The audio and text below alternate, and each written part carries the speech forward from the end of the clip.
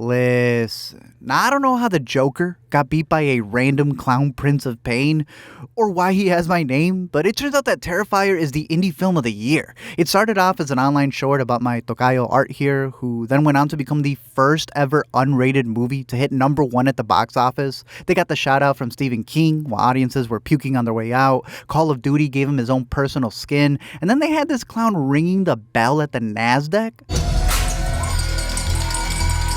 And even though it's about a serial killer that's a mix between Michael Myers and Mike Myers, it started getting him into some pretty prestigious film festivals. Like, he's even got some of the best quotes in the game right now.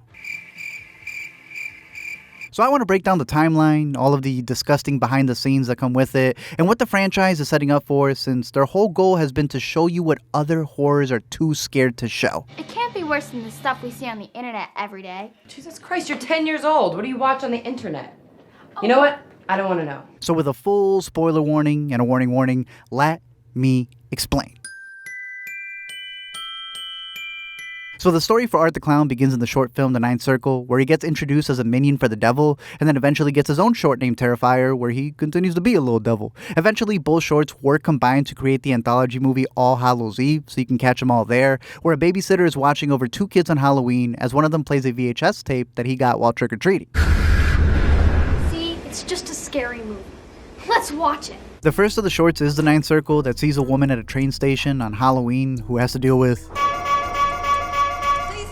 The first time we see Art, he's already got his black bag on him since he doesn't leave the house without it. But usually, it's filled with menacing weapons, yet he pulls out a flower that he then uses as a weapon. After injecting the main character, it boosts her perception of him as he becomes this supernatural being with glowing eyes. And it's a look I'd be curious to see them revisit again eventually, because it's the first showcase of him being otherworldly.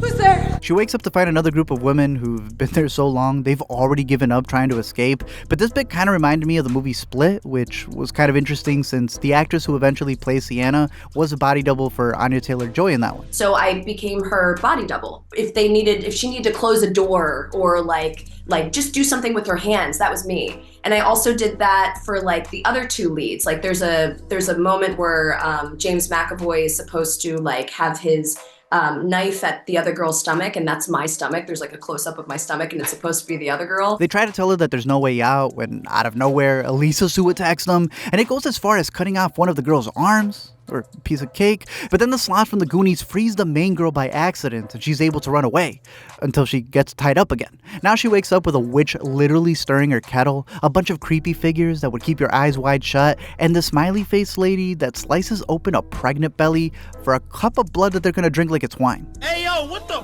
fuck? All of this is being set up for handsome Squidward over here, who comes in licking his lips like he just finished on Popeyes, but it's then revealed to be Satan, who ends the short by doing satanic things to her. I know, it's this fucked up short film with a clown and the devil raping this woman. The loop-around story for the anthologies then has the babysitter send the kids to bed because they're too scared. She then calls up her friend because she's too spooked, and then jumps because someone pulls a prank on the window. And so in order to relax, she decides to watch more of these demented tapes. The next one is titled Something in the Dark, which is, I believe, the only original one for the movie, where an artist moves out to the country and goes through a home invasion by an alien. Now, I don't know if they'll be going full sci-fi for the next Terrifier movie, but we do get a nod before the lady gets abducted, where she reveals that she does have a portrait of Art the Clown in her place. Yeah, like a 1982 VHS. Now the babysitter's doing double takes because she thinks he's in the house with her, so she decides to relax by watching another short film. This one is the short Terrifier, where a costume designer stops at a gas station where Art the Clown is getting kicked out because he smeared poop in the bathroom. But then after pumping gas, she walks in to see him smear the attendant all over the floor. So already you got him teleporting. He's now appearing miles down the road as she tries to drive away. She ends up finding a sliced up person on the side of the road with that smiley style. Art's then in the backseat trying to vacuum seal her. She escapes, but then he corners her again and he's whipping her with a syringe belt. Like, there's so much messed up stuff going on, but like a weapon's gotta be bad when it makes you grateful for La Chancla. Just drive! Get out of here! She's able to run off again to repeat the process and is able to get a ride towards the police station, but then Art pulls up on them and shoots him? She then wakes up and is turned into a chicken nugget. This clown has sliced up all of her limbs, amputated her chest, and then carved words that are probably the worst thing on here that needs to be censored. But this is why he's not being the allegations, Like, this is a clown who could have scribbled anything on her, He could have carved the Olive Garden menu, but he decided on some very specific insults. The babysitter then gets the call from the short, which I found to be really interesting with the way it's playing with the fourth wall. And then this clown literally tries to smash through the wall. It's a clever scare to play off the screen, and so far adds to the scary movies getting to the babysitter because it almost makes it seem like it's all in her... Okay, maybe not. Ooh, but then it is. But he wasn't really a monster if you think about it. He was just a man in a costume. Someone like that could really exist, right? Like a serial killer, I mean. See, I think that would have been cool. I love the idea that the scares of a horror movie can come from the stuff they're watching within the horror movie. You know, I like that edit of the babysitter kind of getting trapped in the VHS look when she sees Art at the top of the stairs and him signing his name like he's autographing his work, which is twisted. Overall, it did cause All Hallows Eve to get several standalone spin-offs that were alright, but most importantly, it gave Art the attention he needed to spawn his own feature films. Now, a big shout out to this video sponsor, War Thunder, one of the most comprehensive vehicle combat games available on PC, consoles, and mobile, all for free. It lets you take over thousands of tanks, planes, and ships from across the world, with over 2,500 types in the game spanning over 100 years. And each one's full of so much detail, they try to make it as realistic as possible, that when they do this X-ray mode where it zooms in on wherever you strike, it may be way too detailed. Like, you know a sponsor's got it when this is the footage they give you for promo. There's over 70 million PvP battles being played daily with various game modes, so you can start as a rookie or even be more experienced, and even a new mobile version available for iOS and Android so that you can get the same impressive gameplay on the go. For a limited time, they're also offering 7 days of premium, 100k in Silver Lions, and the Eagle of Valor badge for your vehicle. So if you're interested, click the links down below to sign up for free, and if you're a new user or haven't played in 6 months, you're even going to get a bonus across PCs and consoles when you use my URL. But now that we've relaxed with vehicular warfare, back to Terrifier. So with All Hallows Eve being pretty much the trailer that was meant to promote Art, we soon got his own full movie that came out during the Great Clown Panic of 2016. A clown on Staten Island is creeping people out, and the images of him hanging around neighborhoods have gone viral. Tonight, reports say it could all be a joke. You see, a lot of people know how tiny the first one is, but the bigger that they've gotten, I've seen some people think that he's like a corporate clown, you know, that he was designed by the Nah. These guys ended up making the first movie off of a Kickstarter that brought in only like $35K. Damien Leone wasn't just the writer and the director, but the editor, designer. He legit was doing the makeup in between yelling action, because to them, it was all about the gore helping them stand out. As they put it, practical effects are like pulling a prank on the audience, especially with how believable you're able to make them. Yeah, I don't like hearing that people are getting hurt. Like that woman split her head open. But yeah, I mean, it's a testament to how effective the makeup effects are. This one opens up on an interview with a lady who survived Art the Clown and is talking on the anniversary date. But the news anchor who you see is actually the babysitter from All Hallows Eve. The only difference is that she talks smack here, so the survivor comes in and smacks her like Glenn in The Walking Dead. We then jump over to two girls named Tara and Dawn who are out partying on Halloween night before coming across Art, who follows them to a pizza shop. Tara is immediately spooked by him, but Dawn's taking selfies with him, so Art, being the gentleman that he is, buys her a ring, but then gets kicked out because he keeps smearing his number 2 in the stalls. Take your shit and don't come back. I'd say he doesn't give a crap, but yeah, he leaves too many. After the girls dip, Art does return for his own pumpkin carving, where he adds more than 2 toppings on the slices that he delivers. And let's just say he spread way more than marinara in this hut. He finds killing people entertaining. And he's like the anti-clown, because clowns are supposed to be here to bring joy and amusement to other people. He is here to bring pain and misery to other people for his own amusement. So I look at him as he's always performing for an audience of one, which is himself. He's a very selfish creature. Now, since the actor who played Art in the shorts retired, they did have to go through a whole recasting process, and they ended up with David Howard Thornton, who secured his audition when he beheaded a victim, pretended to taste her, and then had to add salt to the body. Like, immediately that landed him the role. To him, he's also pulling from the classics because it's all physical comedy, so he's like a demented Chaplin or a Buster Keaton. I personally love when he calls him Evil Mr. Bean, since he grew up with all those tapes, and it's even crazier that this dude used to be an elementary school teacher. And I don't think those kids will ever be old enough to watch this. I went to school and got a degree in elementary education, so yes, I used to teach children. Tara and Dawn then get stuck with a flat tire, so Tara calls her sister to come pick her up and join this horror movie. But then Tara decides to go use the most random bathroom on Halloween night. She ends up finding an exterminator who takes her into this creepy building to go use the most disgusting toilet that she honestly she would have been better off going behind a bush. Why is he even weirder looking than the clown was? She then decides to take a tour of the place and runs into this cat lady who's taking care of a baby, but it's really just a doll. And it kind of seems like she has an Annabelle story going on, where at one point she may have had a daughter named Amelie, and this is all that's left of her. And it kind of becomes a reference point for later in the series. Meanwhile, while our friend is waiting, Art just enters their car and kills her before dawn. Punctuality is the thief of time, dear. Then gets caught red-handed, leaving our lead terrified. She's not trying to hide from him as his clown shoes squeak all over the place, and he gets her with a puncture on her leg that's so nasty. So Art brings back his syringe from the first short and ties up another victim.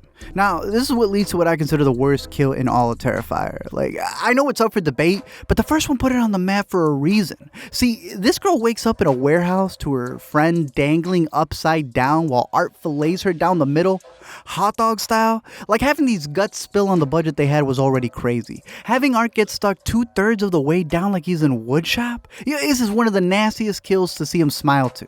And what's crazy is how the director Damien puts together these kills, since this one specifically came through looking at books on medieval torture. He also said he looks through crime scenes and a bunch of other mess up stuff. So when you combine a dude like that with an actress who has to stay strapped in between takes to get there psychologically, you get a bloody movie. Tara then breaks out and stabs Art with one of his utensils, and after a bit of running, goes one-on-one with him with a 2x4, only for this man to explain why he has such loose pants, and that's because he carries an ankle gun with him. Bro, this was so unexpected. Like, this clown really stood over her like he was in the mafia. Somehow Tara doesn't die and survives long enough for her sister Victoria to get there, who doesn't realize that she's texting with Art, so he takes a quick snap of his work, several shots of his next subject, and then exterminates the exterminator.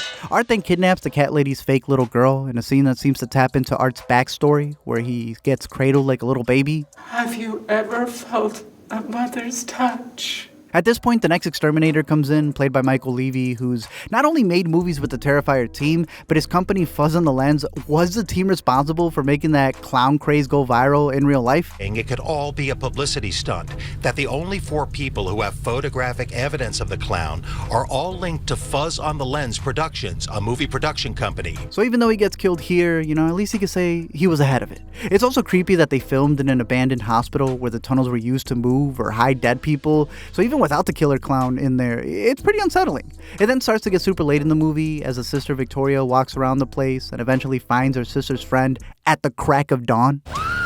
Yeah, I would have split right then and there. Instead, Victoria sees a hallway going down and decides to go further, leading her to finding a lady on the ground, but then sees the real cat lady scalped on the other side of the room. And then she sees that Art has her wig and is pulling a jigsaw. And if one horror homage wasn't enough, dude then goes full Buffalo Bill as he chases her. I actually met you half naked. I mean, you were half naked. I wasn't half naked. Yeah. It's a very cold night. But no, it's... Art then comes in like Billy riding in a tricycle and eventually sneaks up on Victoria to suffocate her, like in the short. But even though he's got a Costco amount of wrapping, it's never the best quality. After nailing him, Victoria runs into another room where her sister Tara is mutilated and holding that circus sign from the short. And since she nailed him, Art comes in and whips her with the syringe belt like Pontius Pilate called on him to do it. Somehow the first exterminator didn't die and lives long enough to rescue Victoria before actually dying and getting stomped out. But even with her running away, Art still finds a way to run her over and then picks her up like she's takeout, munching on her body faster than Armie Hammer. That's when the cops come in with their guns ready, but since he's a clown, he shoots himself before they can. She's still alive. In the end, we're at the morgue where supernatural things start to happen as the coroner tries to do an autopsy on Art and he returns the favor instead. They then cut to a year later where they reveal that Victoria is the lady from the intro and that it was all a flashback to that Halloween night, with a poster in the intro even giving it away by saying the end is just the beginning. And so the movie wraps up with Victoria brutally taking off the interviewer's face and continuing the legend of the Terrifier. Want you jingle bells all the way. Hey.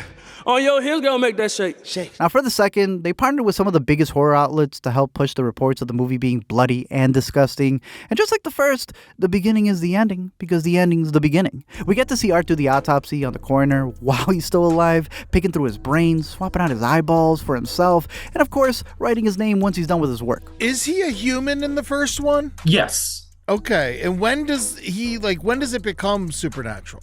At the very end of part 1 where he's brought back from the dead. Yes. And then, so he was just a man. Yes. Now, I know that people get split on what's scarier, a supernatural demon or an actual demented human, but in order for the series to continue, there really was only going to be one way, especially since it's inspired by Freddy Krueger. Since the Pale Girl is still sort of living in that beyond, in between dimensions, she could still resurrect Art the Clown again. So she takes his head, goes back into her dimension, possesses Victoria. That's why he's rebirthed. His head's and now she's embodying Victoria because she was this susceptible vessel that she could inhabit because she's been broken by Art the Clown and she's inhabitable, you know what I mean? Art goes to a laundromat and entertains himself by reading the newspaper, but, instead of the funnies, to him it would be the obituaries that he laughs at. He then sees a little girl staring at him the way he stares at little girls. They end up connecting since she's just as terrifying as he is, and also seems to be the only one who can see her, and after bonding and cleaning up, they end up leaving the laundromat spotless. Almost. They go back to his place where she's watching the interview from the first movie on the same TV set that was in that intro, so it kind of places it there. But it's interesting to hear how this character was going to be different until it was cosplayers that inspired it. That Halloween, I started seeing all these pictures like on Instagram and stuff of girls doing their version of Art the Clown. And I was like, I gotta do my female version of Art the Clown before it's like not mine anymore, before it's totally out of my hands. I'm like, I gotta grab that. Not to mention, she's creepy because her mouth is literally upside down. Like he wanted her bottom teeth at the top and vice versa, just to add to the randomness of her being so foul. 1 year later, we end up in 2018, where we finally get the protagonist of the series, and it's Sienna Shaw, appearing in the second movie. Honestly, this is the character that he's planned the entire major story arc for. The only good thing is that I have known the ending to this franchise, so to speak, since I was writing too. She's another costume designer, which continues to push this pattern of people who are involved with art are also the people involved with art. In fact, Sienna's so connected that her name comes from a paint that Bob Ross used called Dark Sienna. Her brother Jonathan is also super obsessed with art and is also played by an actor who got kind of meta with it since he was such a big fan of the original. He would go through the wiki, and then he got cast to play a kid who's just as obsessed with the first movie. He wants to dress up as a real guy who murdered 9 people last year. You don't see people dressing up as Jeffrey Dahmer or Charles Manson. Well, she reluctantly helps her brother with a Babadook hat that he needs to complete his costume, but that leaves her with having a TV nightmare that turns into a cereal commercial for a serial killer. And it's in this subconscious realm that I think they'll really explore a lot of the sequels, since even in the cereal box, it's calling back to other kills from the first movie with the split marshmallow like Don was, and all of his favorite tools. Not to mention, the ad is also voiced by the actor who plays Art, so you can kind of say that you do hear him talk in the series. Fun little surprises in every bite. But even though it's a peaceful clown cafe, this clown can't help but to set up a pop-up shop where he pops up top to a shot-up block. Again, he keeps that mob mentality with the Tommy gun. Sienna's able to wake herself up by reaching for her most prized possession, which is a weapon that we'll continue seeing throughout, but really it's the mom who puts out the flames.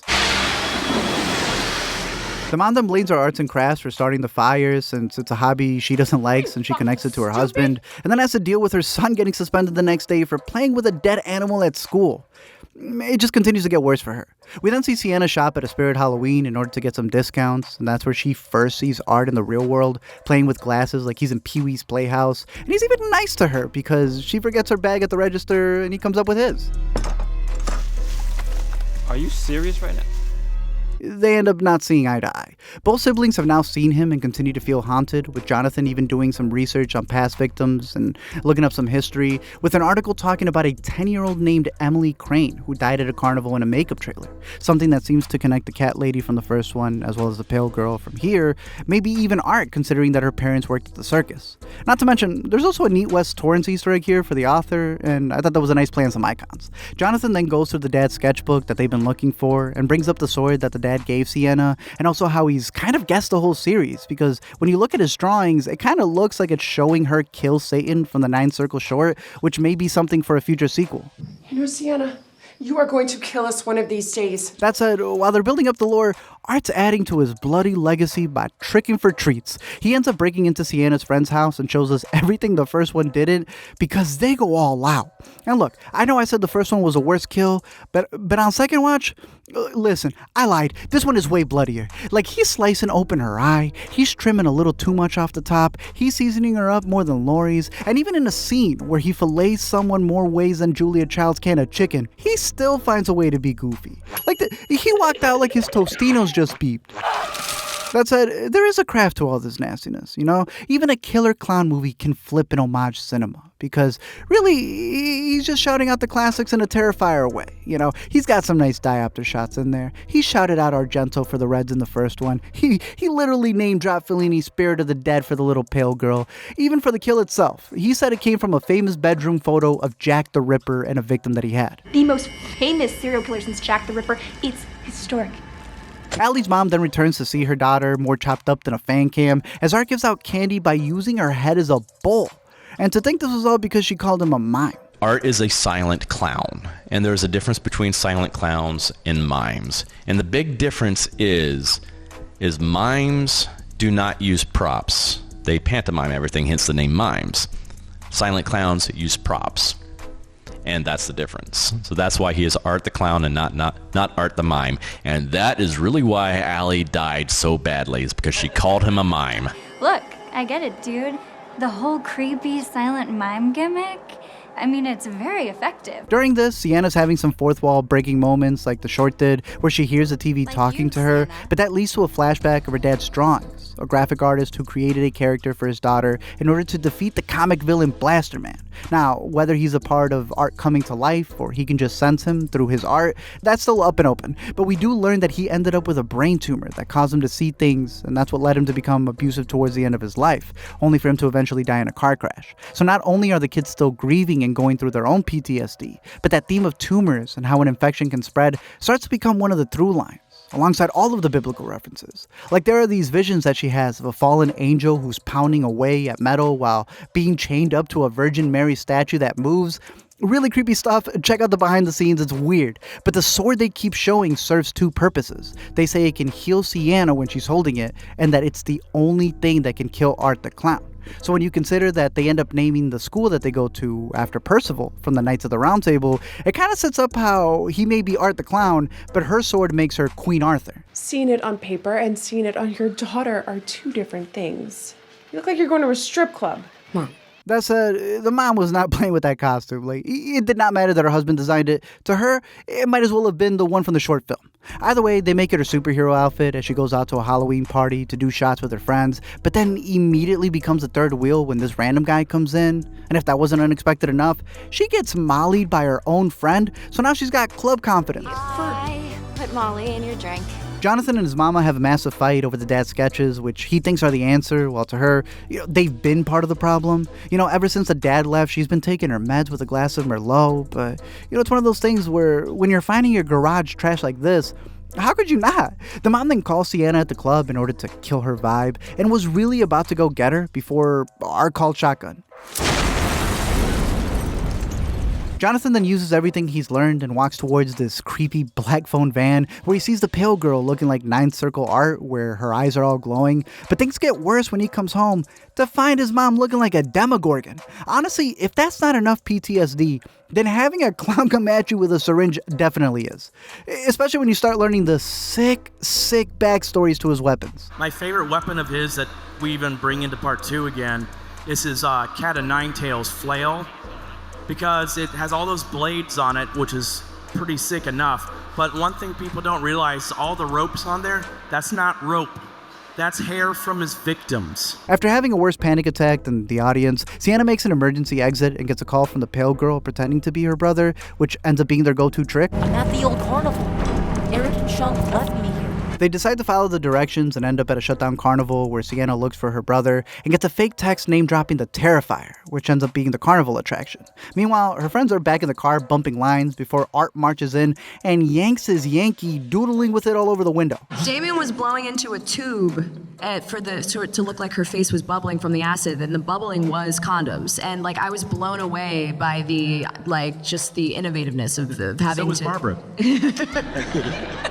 He then grabs his trusty black bag and follows her around just to throw that acid on her and clubs her like Negan. It's just, there's way too much to show here. He even wraps this up by taking a bite of her heart. Terrifier 2 and 3, and I think even 1, they all passed the Bechdel test. And so I don't think he'd actually rape anybody or anything like that. That's just something I think is beneath him. I kind of see him as like an asexual creature. So wow, even Art the Clown has his boundaries. So, he could stick in a sword, a knife, a pipe, pretty much anything but his. Sienna then walks in on this mess and tells her brother to leave the scene, only for her and Art to go full WWE. Now, besides Lauren doing a lot of her own stunts for this one, it's also the fact that she really does box in real life that makes me want to see her go a full 12 rounds with Art in hell. Luckily, Jonathan's able to see without his glasses and escapes before getting all gashed up yet again. But then Sienna comes in to Lucille Art, which is really only going to give them 5 minutes tops, so the siblings spend it by bonding and agreeing that their father's prophecy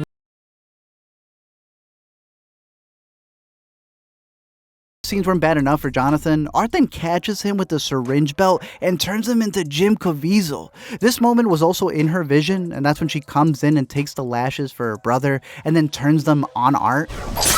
They end up going back and forth a bit until Jonathan jumps back into it, but this time with a gun. She then envisions her mom, but it ends up being another Pale Girl prank, which is actually pretty messed up because it's the visual of her dead mom that she never saw, only Jonathan. But now they're able to incept it into her mind. Crazy. She's now fighting him in what looks like hell and keeps falling down lower and lower until she's trapped in that nightmare again, drowning in a case. And Jonathan still can't catch a break. Sienna then goes through a transformation like Optimus, where she becomes the chosen one. Her wounds heal as she wields the sword, and then uses it to behead Art the Clown and kill him. What brought him back? Why? And if there's a supernatural evil in the world, in this universe, there should be a supernatural good as well, because how are you going to possibly combat supernatural evil? A big comparison between that good versus evil is how they've been calling her the Batman to his Joker, which is actually David Howard's dream role to play the Joker. But it's what makes this the Terrifier versus the Valkyrie. It's what's being set up as the main storyline on fulfilling that prophecy of defeating this demon who wants to use bodies as vessels. If that wasn't creepy enough, the Pale Girl then grabs Art's head and dips, leaving them there traumatized as the credits roll. A fun fact that came out was that the ending was actually supposed to be a different VFX that had to change because of the movie Malignant. I won't spoil what it is, just go watch that wild ending, but interestingly enough, it is another one that uses tumors as a metaphor and talks about suppressed trauma. We then get an after-credits scene so that they can continue the TCU, and it shows Victoria at a psych ward where she's writing all those motivational words from the short film. Clearly, whatever entity was in the Pale Girl is now in her, and you can kind of see it with the glowing eyes. But they decide to show her being pregnant with what I was assuming was Art's kid, but then it ends up just being her giving birth to Art. It is the weirdest way to bring him back. The nurses then recognize the Clown Cafe song as they rush into Vicky's room and get brought down faster than the walls of Jericho.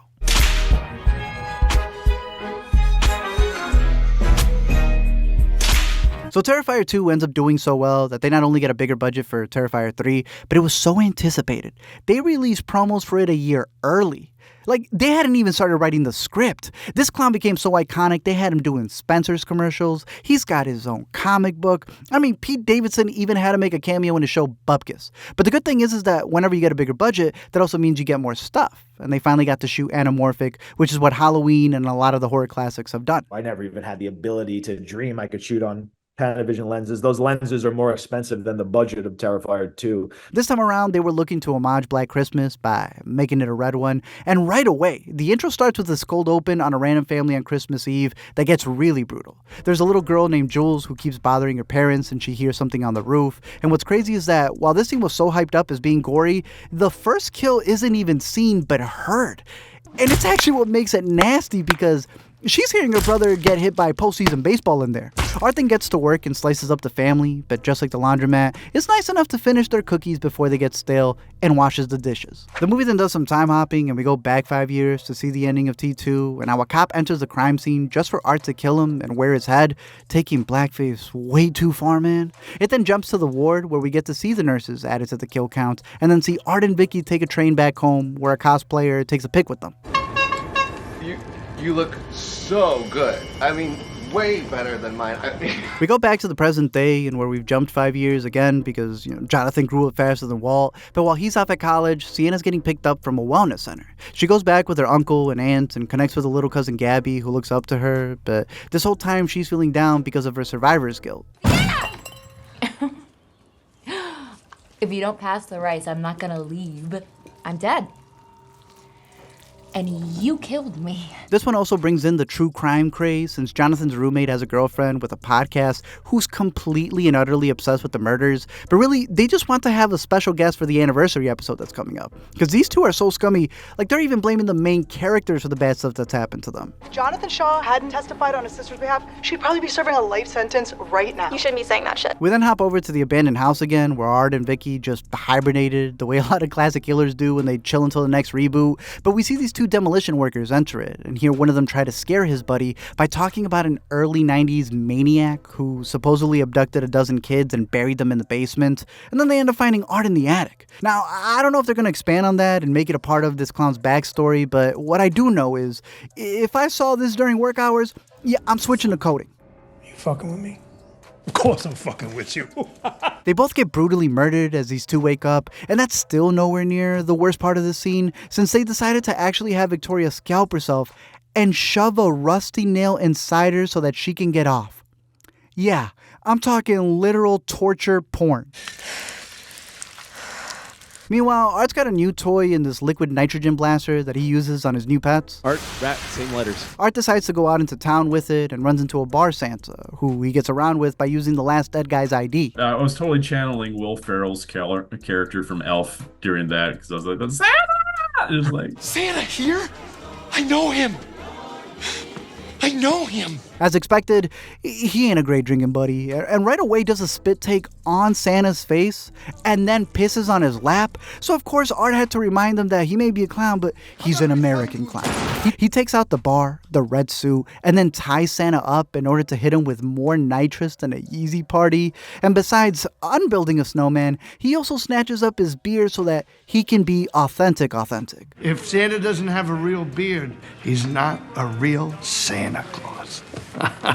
We then get the big mall scene where Sienna sees Art again for the first time, but she's able to dip before he takes over the wish list line, where he's made his own gift bag red and is ready to give out presents that are gonna blow them away.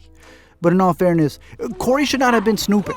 A behind-the-scenes thing that really stood out for me on here was that for 3, they had a lot more eyes on them, meaning that because there were kid actors, they had to make sure nobody knew what was happening, even though they didn't know what was happening, but that it led the Screen Actors Guild to send over people to supervise every single scene to the point that it kind of became overkill. I don't know if they typically do, but they did on our film to an insane degree. I mean, we basically had chaperones the entire time we shot the movie, making sure that we didn't do anything bad. It was intense. It was a little extreme. That said, this scene also has a milestone for them, since director Damien's biggest inspiration actually gets to make a cameo for the news segment. It's all Tom Savini. You nailed it. He's oh my God.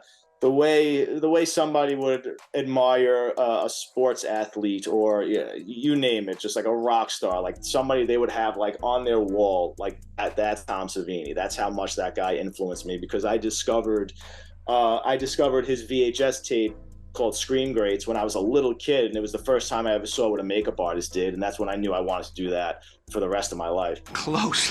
I was pretty damn close. Art then goes to the frat party that Jonathan's buddy is going to, and after hearing him hype him up a bit, he follows him into the locker room where we get to see the shower kill scene that Damien based off of Scarface, but also his flip on a classic. If I was given, the opportunity to remake Psycho or something, which I'll never get that opportunity, I said I would show everything that knife could possibly do. It'd be the most graphic scene you've ever seen.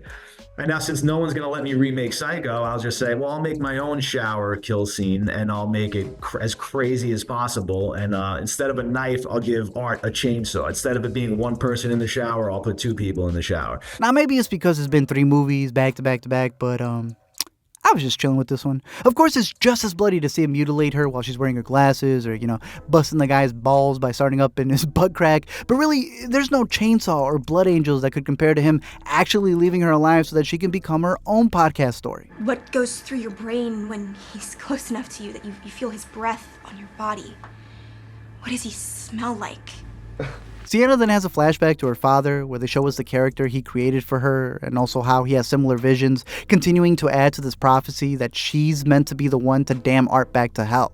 We also see that Virgin Mary with the chained demon, and it kind of reminded me of the nun asking for help for the homeless man in T2, which I'm kind of curious to see how they'll connect it to Art's past, if he's someone who was kind of left vulnerable, since that's also what the actor taps into to get ready. What goes into bringing art to life? Being bullied in middle school.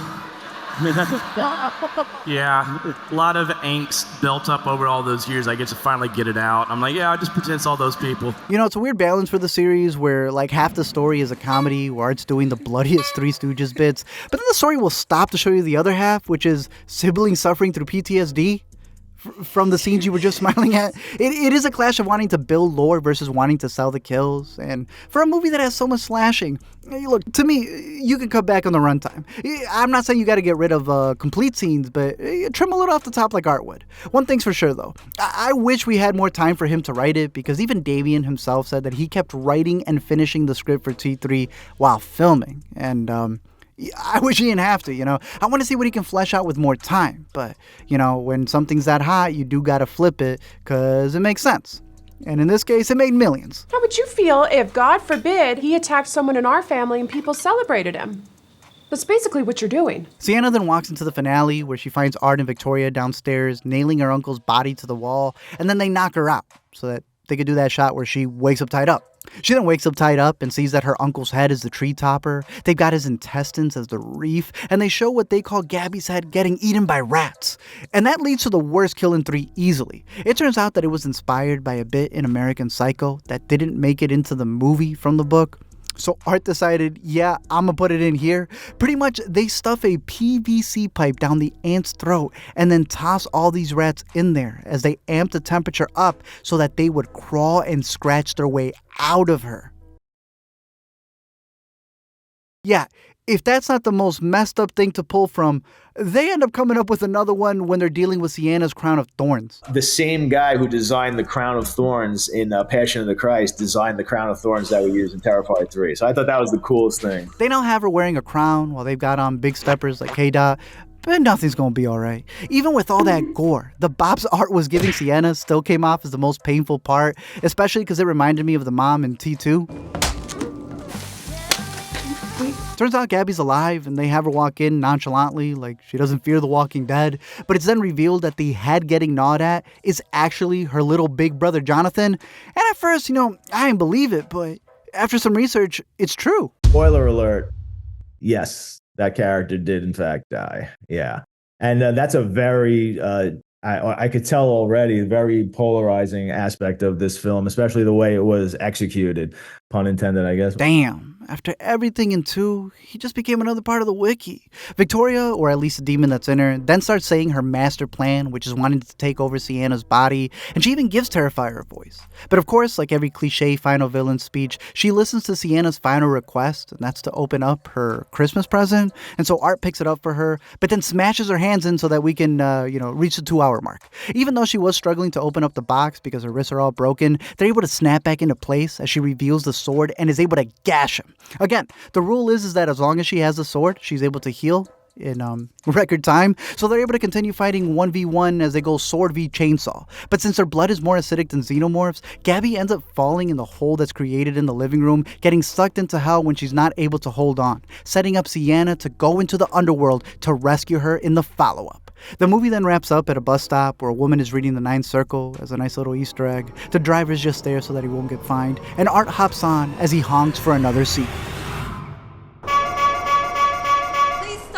Thank you all for checking out this video. I'm curious to know your thoughts down below in the comments section, especially when it comes to theories, because I've got some to get into. But another big thanks to War Thunder for sponsoring this video. Again, click the links down below to support the channel and get the game for free across all platforms. And if you're a new user or haven't played in 6 months, you're even going to get a limited time bonus across PCs and consoles. Other than that, let me know what you'd like to see in the sequels, because the director said he's already working on what he assumes is going to be 4, maybe 5. He said he has the final shot already ready, so I'm curious to see what it's going to be when it all wraps up, because, you know, this is that little indie horror that could and did. I know that he's saying he only wants to do like up to 5, but eventually, just like his favorite, which is Jason Voorhees, these franchises get bigger than anything else. I would love to see him do a Friday the 13th if that ever gets out of legal limbo, but in the meantime, I feel like art imitates life, and he's killed it with this one. This is going to become that franchise. Also, in terms of like kills, I know that this has a lot of them, but I'm still going kill of the year for In a Violent Nature. In case you have not seen that, it's way slower than this one, but it's got one of the most brutal kills in there. Another thing that I noted when this had broken the record was that story that came out that while it was doing numbers as an unrated movie to hit #1, that they noted that The Wild Robot, the kids movie, was getting more ticket sales because people were buying tickets to that and then sneaking in. That's also a good movie, so win-win. I'm curious to know what your thoughts would be for a sequel. Maybe they'll make it a courtroom musical about a Joker who can't get away with things, or personally, I'd like to see a silent film. Get Willy's Wonderland in here and do something with it. Again, it's always up to the fans. If the fans keep wanting to see it, there's enough story to keep going. That's for sure. There's enough people to kill to keep it going.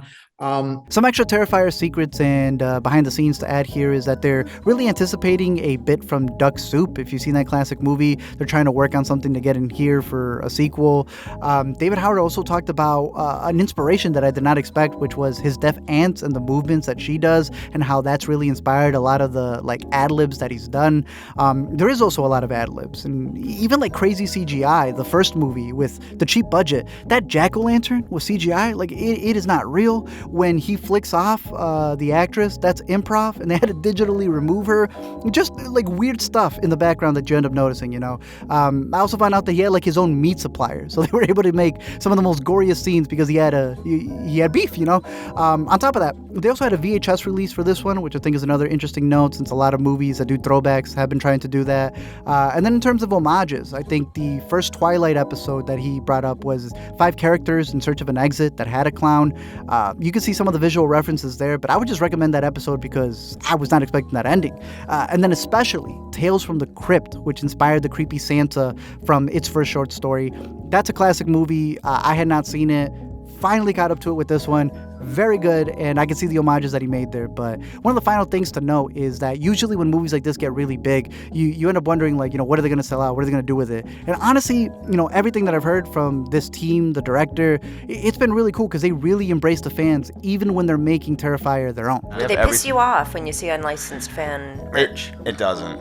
It does not. It hurts us a little bit. It hurts the people who do, have the license properly and are paying and whatnot. But it's just so wild to see it and to see how much people care and are willing to buy it, where you can't help but feel grateful that you're in that situation. Other than that, let me know your thoughts down below on this movie or any other horrors, anything you want to see us cover. And until next time, don't forget to comment, like, and subscribe, or Art'll get you.